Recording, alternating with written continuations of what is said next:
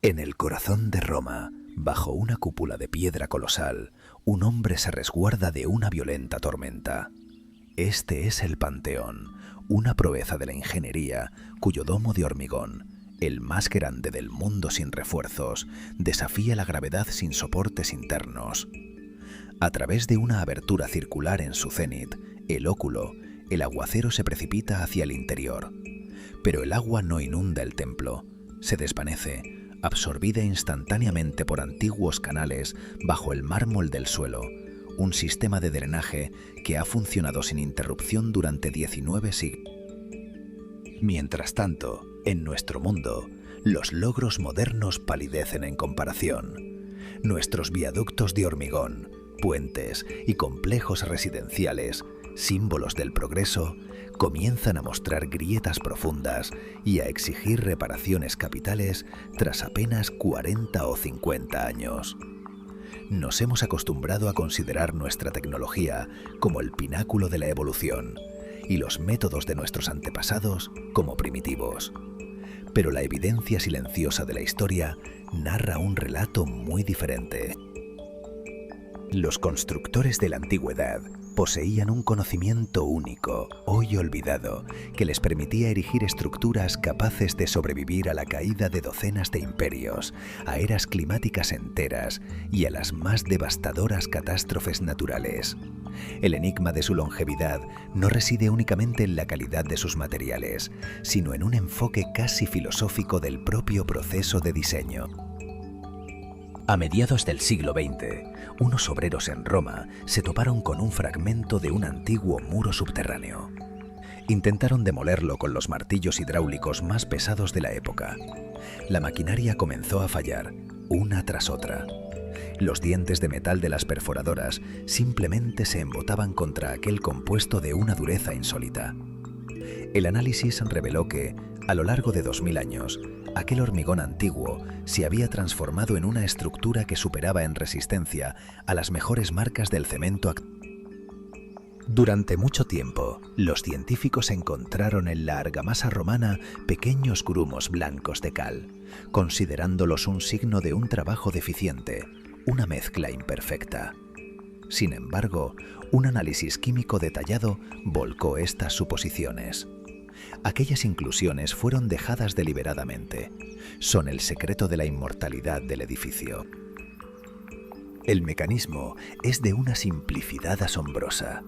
Cuando una fisura aparece en el muro por el paso del tiempo, la humedad de la lluvia se filtra en su interior. El agua reacciona con estos depósitos de cal, creando una solución que se recristaliza, sellando la herida como si el edificio tuviera la capacidad de curarse a sí mismo. Quizás el mayor secreto no reside en una fórmula química, sino en una filosofía, la de construir no contra el tiempo, sino junto a él, permitiendo que las mismas fuerzas que causan la ruina se conviertan en agentes de la eternidad. El agua se infiltra en la fisura, una herida abierta en la piedra. No la erosiona, sino que la sana. En su interior, entra en contacto con nódulos de cal que permanecieron inertes, sin disolver, durante siglos. Se inicia una reacción silenciosa y profunda. La cal se disuelve, se transforma en una nueva solución que se infiltra en el vacío, cristalizando con el tiempo hasta convertirse en roca fresca y sólida. De este modo, sin intervención humana alguna, el muro recupera su integridad original. Es una arquitectura viva, capaz de cicatrizar sus propias heridas. Esta maestría para emplear las fuerzas de la naturaleza en lugar de combatirlas se manifiesta de forma aún más espectacular en las antiguas construcciones portuarias que salpican las costas de Italia. Muelles y rompeolas erigidos por el Imperio Romano han resistido el embate constante del agua salada durante más de 2000 años, sin mostrar signos de un deterioro significativo. Un enigma que ha desconcertado a los ingenieros modernos. Los análisis científicos revelaron un hecho asombroso. El agua marina, el agente que corroe y destruye nuestros materiales contemporáneos, fortalecía la estructura del hormigón romano. Su incesante contacto provocaba el crecimiento de minerales insólitos y extraordinariamente resistentes en el interior de la mezcla, uniendo sus componentes con una fuerza creciente con cada década que pasaba. Mientras las instalaciones portuarias modernas comienzan a sucumbir a la erosión después de apenas 30 años, los rompeolas romanos se transforman lentamente en un macizo rocoso monolítico y natural. Los maestros del pasado no buscaron aislar sus creaciones del entorno. Por el contrario, convirtieron deliberadamente el agua salada en su principal aliado, en el elemento que garantizaría su perpetuidad. La longevidad de esta arquitectura fue el resultado de un profundo rechazo a la prisa, de una observación paciente y un estudio minucioso de las propiedades de cada material. La ceniza volcánica, la cal y el agua, elementos comunes, se convirtieron en las manos de los constructores romanos en la clave de la eternidad. Probaron que un edificio no es un objeto estático, sino un sistema complejo en constante diálogo con el mundo que lo rodea, capaz de adaptarse a sus cambios a lo largo de los milenios. Pero si creemos que los secretos de la ingeniería ancestral se limitan a la piedra y la ceniza, nos preparamos para un asombro aún mayor. Estamos acostumbrados a pensar en la comida como algo que yace en nuestro plato, pero para los grandes arquitectos del pasado, el sustento diario podía convertirse en el componente fundamental de una obra inmortal. Aquí comienza una auténtica historia de detectives que nos transporta a miles de kilómetros al este, a los pies de la Gran Muralla China. Imaginemos una obra de construcción infinita, perdida entre las brumas de las montañas. El azote del viento, el hielo y un sol implacable crean condiciones en las que cualquier cemento moderno se rendiría en pocas décadas. Sin embargo, la muralla permanece. Cuando los químicos contemporáneos decidieron finalmente analizar el superadhesivo que unía sus ladrillos con una tenacidad legendaria, la respuesta los sumió en la perplejidad. En la composición del mortero hallaron un ingrediente inesperado: gachas de arroz pegajoso. Sí, el mismo que se servía en el desayuno de los emperadores. El mecanismo era de una genialidad asombrosa. El arroz contiene un almidón especial, la amilopectina. Al mezclarlo con la cal, los constructores chinos, ya fuera por accidente o como resultado de brillantes experimentos, crearon el primer material compuesto de la historia. El arroz formaba una red invisible, flexible e increíblemente resistente dentro de la junta. Este esqueleto orgánico impedía que el mortero se volviera frágil, permitiéndole absorber las tensiones y los movimientos sísmicos sin fracturarse. Dos civilizaciones, separadas por un mundo, llegaron a la misma conclusión profunda. El secreto de la permanencia no reside en la fuerza bruta ni en la invulnerabilidad, sino en la adaptación y la simbiosis.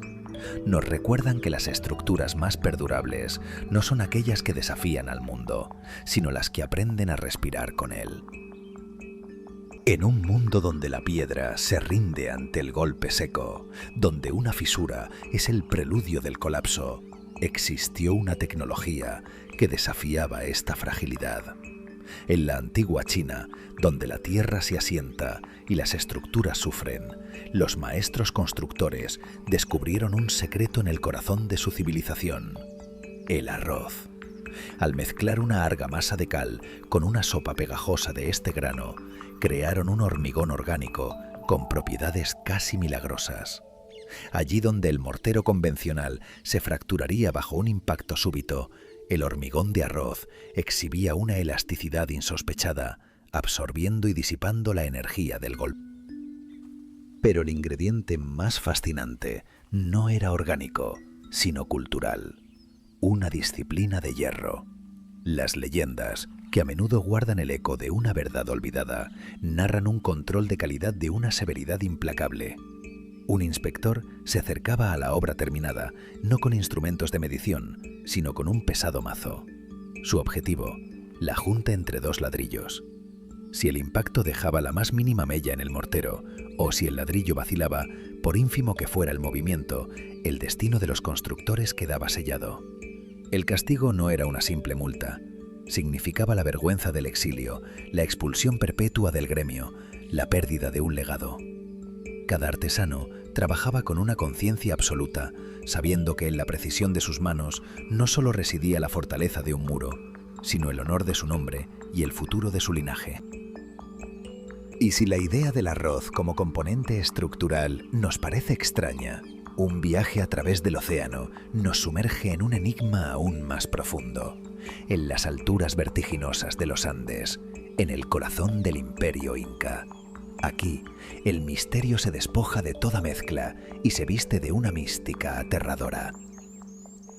Al contemplar por primera vez los muros de Sacsayhuamán o las terrazas de Machu Picchu, la mente se enfrenta a una paradoja.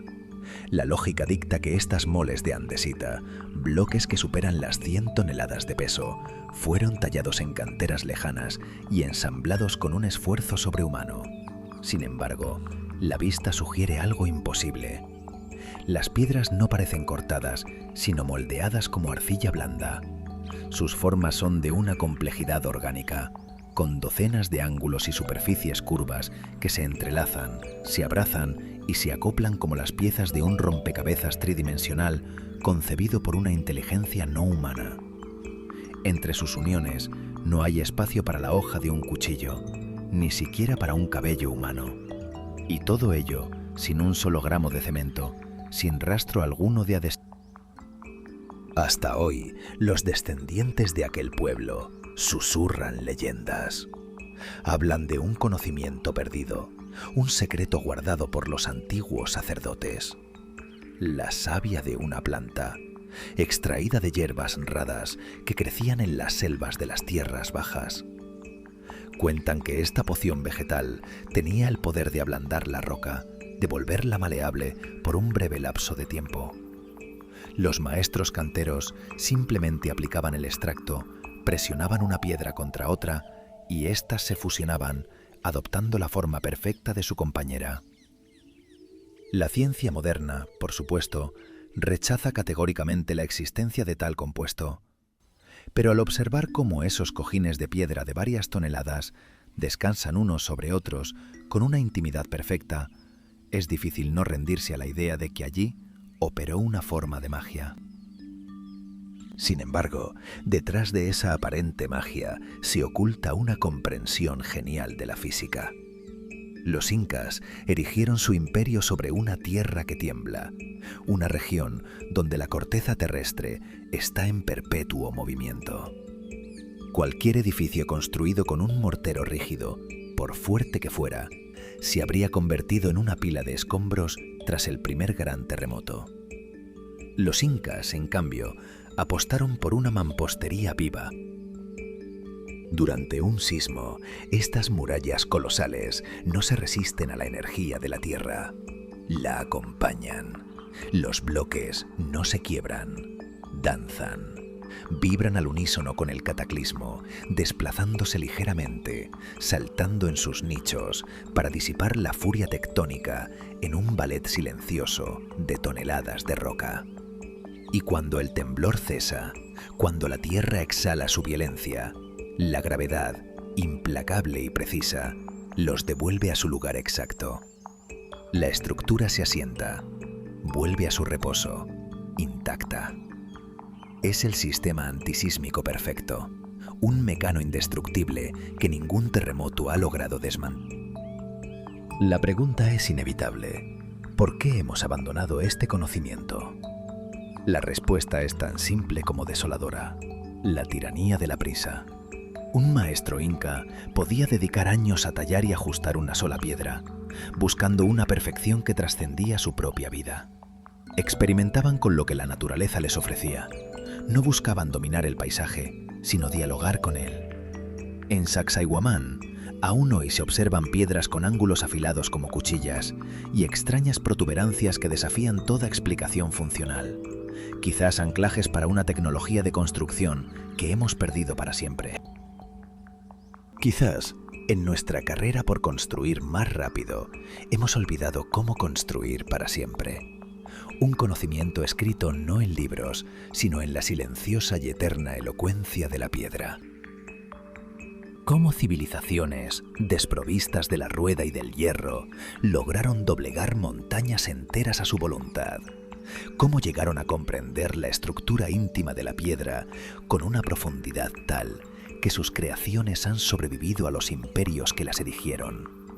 Parece evidente que disponían de algo más que la simple fuerza muscular, un conocimiento intuitivo, un diálogo silencioso con la materia que les permitía negociar con la propia geología del planeta.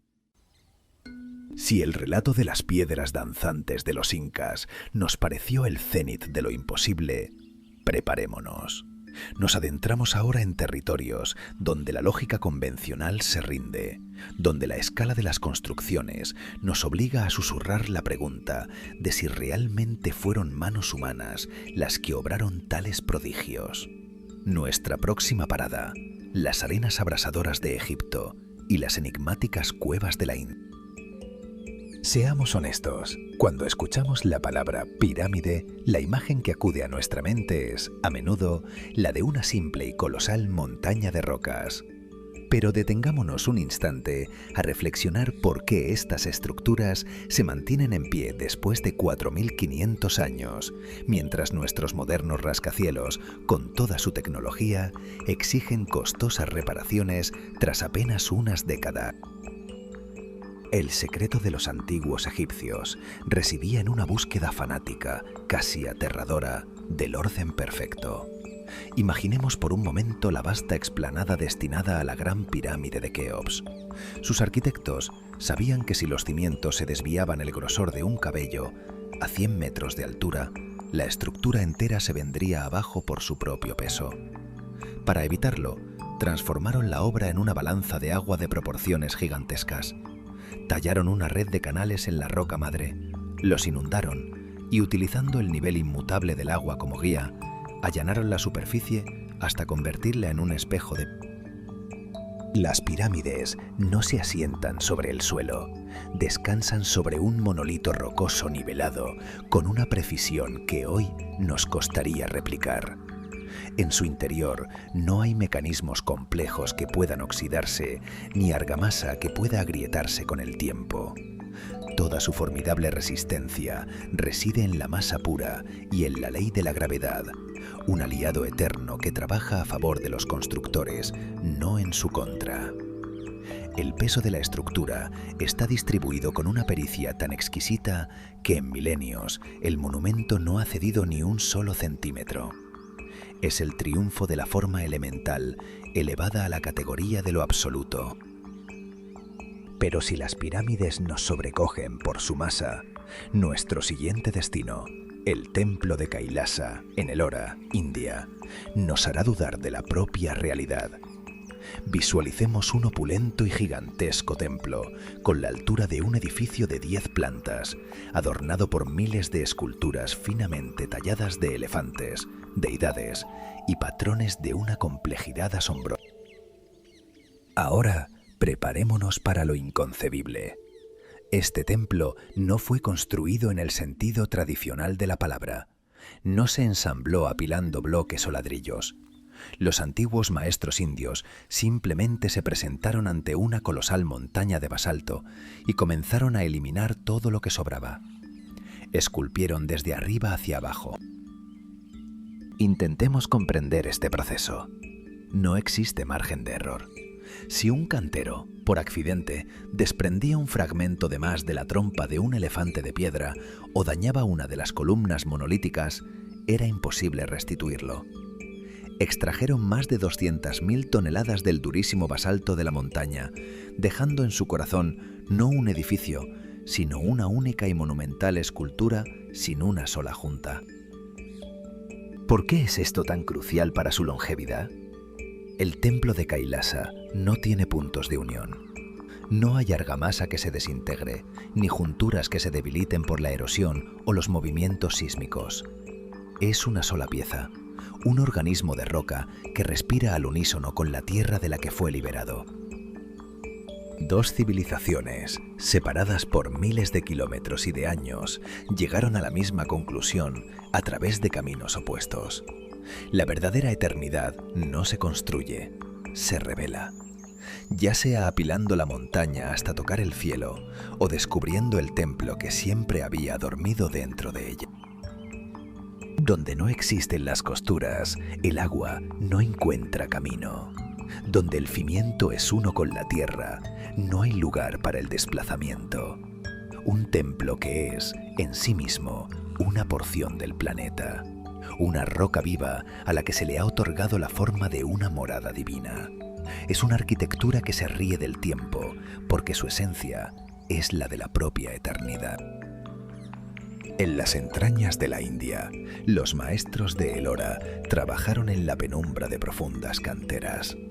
Su tarea era inconcebible: no construir hacia arriba, sino excavar hacia abajo, liberando una catedral de la montaña que la contenía. Calculaban las cargas estructurales sin jamás poder observar el edificio en su totalidad, revelándolo poco a poco, capa por capa, como un escultor que libera una figura de su prisión de piedra. Este método, la creación de una estructura monolítica a una escala tan colosal, sigue siendo un enigma que obliga a los ingenieros contemporáneos a admitir su asombro y su desconcierto. Pero los misterios de la antigua ingeniería india no terminan en las rocas de Ellora. Nuestro viaje nos lleva a la costa oriental, al Templo del Sol en Konark. Aquí, las leyendas se tornan más sombrías, más magnéticas. Se narra que en la cúspide de esta grandiosa estructura, una carroza de piedra para el dios Surya, se encontraba un imán de proporciones colosales, con un peso de varias toneladas. Su poder, según los relatos, era doble. No solo mantenía en su sitio las vigas y placas de hierro del templo mediante una fuerza invisible, sino que su campo magnético era tan potente que desviaba de su curso a los navíos que surcaban el océano. Los marinos de antaño, aterrorizados, la bautizaron como la Pagoda Negra, una baliza de fatalidad que evitaban a toda costa. ¿Por qué tal complejidad? ¿Por qué recurrir a imanes y pasadores de hierro ocultos? La respuesta reside en una profunda comprensión de la principal enfermedad de cualquier edificio: el movimiento, la lenta pero inexorable separación de sus partes. Los constructores de Konark emplearon campos magnéticos y abrazaderas metálicas internas para centrar y fijar las enormes losas de piedra. Crearon un sistema que se sostenía a sí mismo, una red de fuerzas invisibles que garantizaba una cohesión perfecta. Al contemplar estas proezas, se desvanece la imagen del hombre antiguo como un ser primitivo armado con herramientas toscas. Eran, ante todo, grandes observadores. Conocían el canto de la piedra bajo el cincel, el fluir del agua y el comportamiento de las fuerzas invisibles de la tierra. Construían para la eternidad porque no tenían prisa. Podían dedicar 100 años a la talla de un único templo, con la certeza de que el resultado perduraría por miles. Dejando atrás los templos enigmáticos de la India, nuestro viaje nos traslada a un escenario completamente distinto: la Europa medieval. Imaginemos el panorama: cielos plomizos, lluvias interminables y las orillas inestables y pantanosas de los ríos. Es precisamente aquí, sobre el suelo más traicionero y movedizo que pueda concebirse, donde el ser humano decidió erigir sus más audaces monumentos: las catedrales góticas. La altura de estas estructuras es comparable a la de edificios modernos de 30 pisos, y su peso se cuenta por miles y miles de toneladas. Según todas las leyes de la física y la lógica, deberían haberse hundido en el fango, devoradas por la tierra inestable sobre la que fueron construidas. Sin embargo, llevan 800 años desafiando la gravedad. ¿Cómo es posible? El secreto yace en una invención tan sutil como revolucionaria. Los maestros medievales no lucharon contra la debilidad del suelo, aprendieron a colaborar con ella. Concibieron edificios que, en esencia, flotan sobre el terreno. Tomemos como ejemplo la célebre Catedral de Chartres. Si pudiéramos observar bajo sus cimientos, no encontraríamos una profunda zanja rellena de rocas, sino una gigantesca plataforma de mampostería. Una inmensa almohada de piedra que distribuye el peso monstruoso de la catedral sobre una superficie tan amplia que la presión sobre el suelo blando se reduce a niveles manejables. El edificio no se ancla a la tierra, descansa sobre ella, como un navío sobre el agua. Ya sea tallando la montaña hasta convertirla en un santuario, domando el magnetismo para cohesionar la piedra o aprendiendo a flotar sobre el fango, estos maestros antiguos compartían una misma filosofía. No buscaban dominar la naturaleza con fuerza bruta, sino escucharla, comprender sus principios y armonizar sus creaciones con ella. Sus obras no son meramente construcciones, son diálogos silenciosos con el planeta, conversaciones grabadas en piedra que aún resuenan a través de los siglos, recordándonos que la verdadera maestría no consiste en imponer la voluntad, sino en comprender el alma del mundo. En lugar de ejercer presión sobre un único punto hasta colapsar, la catedral se apoya en la tierra con la misma lógica con la que un esquiador experto se desliza sobre nieve profunda. Distribuye su peso, una masa inconcebible de piedra y ambición, sobre una superficie amplia para no hundirse.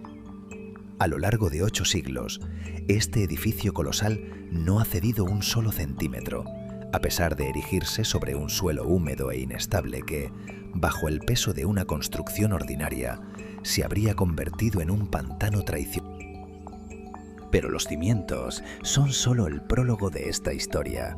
El verdadero desafío, la auténtica proeza de la imaginación, comenzaba donde la tierra termina y el cielo empieza. Los antiguos constructores se enfrentaron a un dilema que parecía irresoluble. ¿Cómo elevar una bóveda de piedra, un techo de peso aplastante, a una altura vertiginosa y evitar que los muros se vencieran hacia afuera por la pura fuerza de la gravedad? En una era desprovista de armaduras de acero o de hormigón de alta resistencia, su respuesta fue tan audaz como elegante. Crearon un esqueleto de piedra. Si se observa una catedral gótica desde el exterior, la mirada es capturada por una serie de arcos extraños y esbeltos que se lanzan desde los muros superiores hacia contrafuertes anclados en el suelo. Se asemejan a las patas de una araña de piedra colosal o quizás a las costillas expuestas de un leviatán prehistórico. Estas estructuras, conocidas como arbotantes, son la clave del milagro. Los maestros de obra comprendieron una verdad fundamental. Si lograban desviar el empuje de la cubierta y las bóvedas hacia estos pilares externos, los muros interiores quedarían liberados de su función de carga. Esta revelación fue de una simplicidad genial. Al externalizar el soporte estructural, los muros dejaron de ser barreras opresivas y se convirtieron en lienzos. Pudieron ser perforados, adelgazados y transformados en inmensos ventanales, en sinfonías de luz y color a través de los vitrales. La piedra, en manos de estos artesanos, dejó de ser un bloque pesado e inerte. Se transfiguró en un delicado encaje que parece flotar en el aire, una proeza de ingeniería diseñada para engañar a los sentidos, para hacernos creer que miles de toneladas de roca pueden ser etéreas, casi ingrávidas. Pero existía otro adversario, más silencioso y persistente: el agua. En gran parte de Europa, la lluvia es una constante y la humedad, el enemigo implacable de la piedra. Si el agua se filtra en las juntas del mortero y se congela durante el invierno, su expansión puede fracturar desde dentro hasta el granito más resistente. Los ingenieros medievales abordaron este problema con una precisión técnica asombrosa. Transformaron sus edificios en inmensas y sofisticadas máquinas de drenaje. Cada estatua que adorna la fachada, cada saliente y cada una de las célebres gárgolas con sus fauces abiertas, no son meros ornamentos ni figuras para ahuyentar los pecadores. Son componentes funcionales de un complejo sistema hidráulico. Durante un aguacero, el agua no se desliza por los muros, erosionándolos lentamente. sino que es capturada por una red de canalones ocultos y expulsada con fuerza, lejos de los cimientos, a través de la boca de estos monstruos de piedra. Los edificios fueron diseñados para permanecer perpetuamente secos en su interior, sin importar las tormentas que azotaran el exterior. Era la ciencia de obligar a las fuerzas de la naturaleza a trabajar en favor de la preservación. Los maestros de aquella época no conocían la prisa. La construcción de una sola catedral podía extenderse durante 100 o incluso 150 años. Quienes colocaban la primera piedra lo hacían con la certeza de que sus ojos jamás contemplarían la obra terminada. Trabajaban con una meticulosidad reverencial, como si construyeran no para los hombres, sino para la mirada de Dios. A veces, los secretos de esta longevidad se revelaban por puro accidente. Se cuenta la historia de un antiguo puente de piedra en una pequeña ciudad europea, un puente que resistió durante 600 años el embate de cientos de inundaciones. Su secreto no residía en una fórmula perdida, sino en la profunda comprensión de los materiales y el tiempo. Estas estructuras no son solo piedra y vidrio, son un diálogo entre la materia y el espíritu, un testamento de una era en la que la paciencia era una virtud y una sola vida humana no era más que un breve capítulo en una historia escrita para la eternidad. Cuando junto a él erigieron un nuevo y moderno puente, un coloso de hormigón de alta resistencia y acero brillante, los ingenieros de la nueva era se rieron de la vieja reliquia. Era un susurro del pasado, una estructura de piedra tosca y anticuada, condenada a la irrelevancia. Pero el tiempo, ese juez implacable, dictó su sentencia en apenas 50 años. El gigante moderno, la proeza de la ingeniería del siglo XX, comenzó a desmoronarse. Sus entrañas de acero, su esqueleto oculto, se rindieron al cáncer del óxido, expandiéndose, quebrando el hormigón desde dentro. La piel de concreto se agrietó como un terreno reseco, revelando su enfermedad terminal. Mientras tanto, el viejo puente de piedra permanecía impasible, como si el paso de los siglos fuera una caricia. El secreto no residía en la fuerza, sino en la sabiduría. Sus constructores ancestrales habían observado la naturaleza con la paciencia de un astrónomo. Habían cartografiado la caricia incesante de la corriente, comprendido el peso y la densidad de cada roca individual. Las colocaron no una sobre otra, sino una con otra, en una danza precisa donde el propio flujo del agua, en lugar de erosionar los pilares, los apretaba, consolidando su unión con cada crecida, con cada estación. Esto nos conduce a una conclusión asombrosa y humilde. Nuestros antepasados no construían objetos, forjaban organismos, creaban esqueletos de piedra capaces de soportar el peso de imperios, diseñaban sistemas de respiración en sus muros para canalizar la humedad, evitando que el edificio se ahogara en su propia condensación. Incorporaban articulaciones flexibles, un conocimiento casi perdido, que permitía a sus creaciones oscilar y sobrevivir a los temblores de la tierra. No buscaban doblegar a la naturaleza con fuerza bruta, buscaban un pacto, una armonía.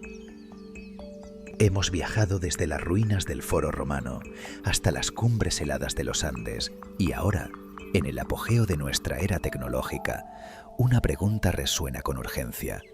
¿Por qué deberíamos volver la vista atrás? Vivimos en un mundo de láseres, de supercomputadoras y nanotecnología. ¿Qué pueden enseñarnos las recetas olvidadas para una argamasa de cal o los consejos de un agrónomo romano? La verdad es que la humanidad se enfrenta hoy a dilemas cuya solución no se encuentra en un microchip, sino en esos secretos susurrados por el tiempo. Y es aquí donde nuestra historia da un giro completamente inesperado. Imaginen un desafío que hace palidecer a cualquier ingeniero contemporáneo. la necesidad de construir depósitos para los subproductos más peligrosos de nuestra industria, recintos que deben permanecer sellados y estables durante milenios. Pensemos en la cifra: 10.000 años. Es el doble de la edad de las pirámides de Giza. Ningún hormigón moderno, ni siquiera el más avanzado y costoso, ofrece una garantía superior a los 50 o 100 años. Nuestras estructuras mueren jóvenes, traicionadas por la corrosión del esqueleto metálico que les da forma. El hierro se oxida, se hincha y literalmente desgarra la piedra desde sus entrañas. Y es aquí, con la mirada puesta en las ruinas de los puertos romanos, donde la esperanza renace. Esos mismos rompeolas que durante 2000 años han sido azotados por el agua salada del Mediterráneo, no solo resisten, sino que se vuelven más fuertes. Se convirtieron en la clave. Comprendimos que la solución no era insertar un esqueleto destinado a oxidarse, sino lograr que la propia piedra viviera y se autorreparara, como lo hacían los maestros de la antigüedad. Su hormigón, una mezcla de cal y ceniza volcánica, reacciona con el agua de mar, creando nuevos cristales que rellenan las fisuras y refuerzan la estructura. El secreto de la eternidad no era una fórmula secreta de laboratorio, sino la paciencia y la confianza en la naturaleza. Pero la intriga adquiere una escala cósmica cuando elevamos la vista al cielo. La humanidad se prepara seriamente para colonizar la Luna y Marte. El coste de transportar materiales de construcción desde la Tierra es tan astronómico que cada ladrillo valdría, literalmente, su peso en oro. ¿Y saben qué planos y qué recetas estudian ahora las agencias espaciales con fervor casi religioso? Los de aquellos mismos romanos. Los científicos han descubierto algo asombroso. El polvo lunar y el regolito marciano, por su composición química, guardan una similitud extraordinaria con aquella ceniza volcánica que los romanos extraían de las laderas del Vesubio. La solución para construir en otros mundos no es llevar nuestro mundo con nosotros, sino aprender de quienes supieron construir con el suyo. Quizás el verdadero progreso no consiste en inventar sin descanso, sino en tener la humildad de recordar. La respuesta a nuestros desafíos más futuristas podría estar escrita en las piedras de un viejo puente olvidado, esperando a que dejemos de reírnos de él y empecemos, por fin, a escuchar. Un diálogo silencioso entre el pasado y el futuro, escrito en la piedra y en el polvo de estrella. En las laderas del Vesubio, los romanos descubrieron un polvo extraordinario, una ceniza volcánica que cambiaría el curso de la arquitectura para siempre. Lo llamaron puzolana y al mezclarlo con cal y agua crearon un material casi milagroso, un hormigón capaz de fraguar bajo el agua y de volverse más resistente con el paso de los siglos. Hoy, esa misma tecnología ancestral, forjada en el fuego de la Tierra, se perfila como la clave para nuestro futuro en el cosmos. Las primeras bases lunares, nuestros primeros baluartes permanentes, más allá de la atmósfera, probablemente no se construirán con polímeros avanzados ni aleaciones exóticas, sino siguiendo los principios de la ingeniería romana. Mezclaremos el regolito lunar, el polvo que cubre la superficie de nuestro satélite, con aditivos simples para crear un hormigón cósmico. Este material será el escudo que protegerá a los astronautas de la implacable radiación solar y de las brutales oscilaciones térmicas que van desde el calor abrasador hasta el frío criogénico. De la misma forma en que los muros del Panteón han resguardado a generaciones de romanos del sol y la lluvia, nuestras estructuras lunares protegerán a la humanidad en su nueva frontera. El pasado y el futuro, separados por 2 milenios, convergen en un único punto de ingenio. Volaremos hacia las estrellas, apoyándonos en la sabiduría de un pueblo que cartografió su mundo con la mirada puesta en la eternidad. En esta asombrosa conexión se esconde una lección aún más profunda, casi mística. Los antiguos maestros jamás tuvieron prisa. Nuestra era está definida por la urgencia. Hoy se vierte el cimiento, mañana se levantan los muros y en un mes se entrega la obra. Un ciclo frenético de construcción y obsolescencia. Los antiguos, en cambio, entendían el tiempo como un aliado, no como un enemigo. Podían esperar décadas, pacientemente, mientras los cimientos de un templo se asentaban, fusionándose con la tierra hasta volverse uno con ella.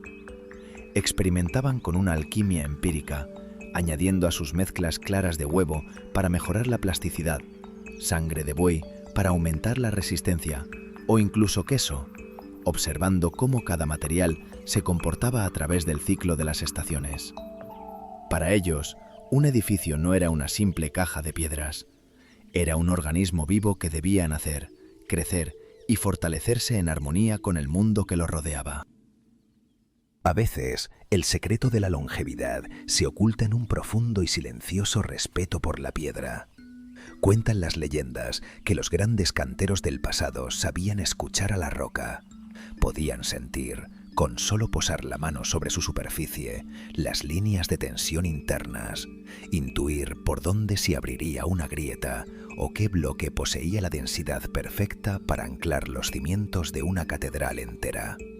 No construían desafiando las leyes de la física, sino en un diálogo constante con ellas.